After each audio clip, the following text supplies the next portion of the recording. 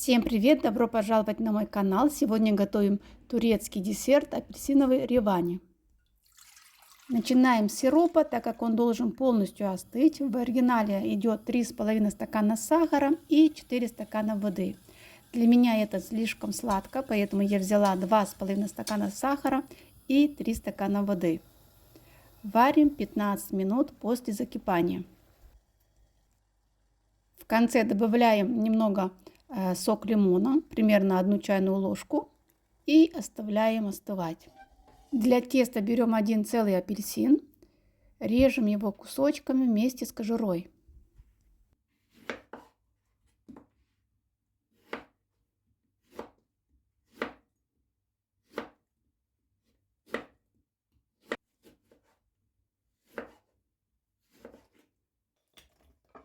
Сахара я взяла меньше, полстакана вместо целого. Далее добавляем яйца. По рецепту нужно 3 штуки, но у меня дома нашлось только 2.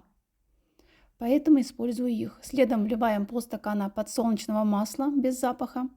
А теперь аккуратно измельчаем все погружным блендером.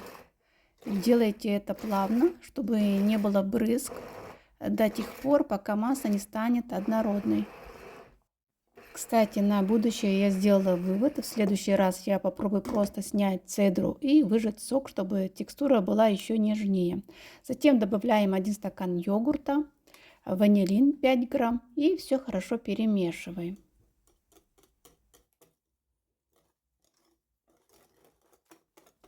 Теперь всыпаем манную крупу 1,5 стакана. Я добавила чуть меньше. 1 стакан муки и 10 грамм разрыхлителя. И все это хорошо перемешиваем.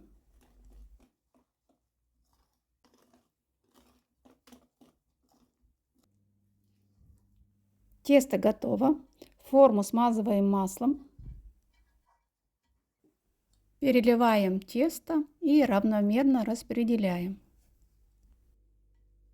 Далее отправляем в духовку на 40-45 минут при 170 градусах до румяности.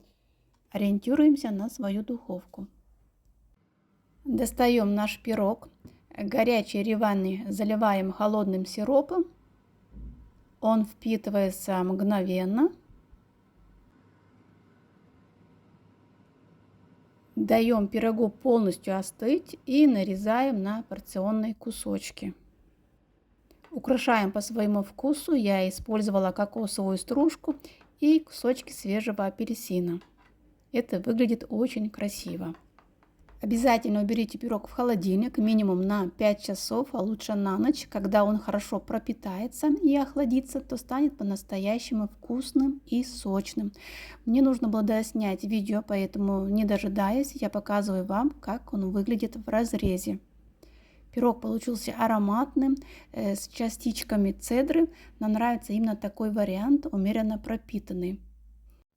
Вообще в оригинале турецкий ревани должен быть очень мокрым, влажным. Сироп должен даже оставаться на дне формы, чтобы при нажатии на пирог он прямо выходил наружу. Но нам больше нравится именно такой вариант, умеренно пропитанный и не приторный. Оригинал рецепта и мои изменения я оставлю в описании ниже. Приятного аппетита! Пока! До новых интересных и вкусных рецептов!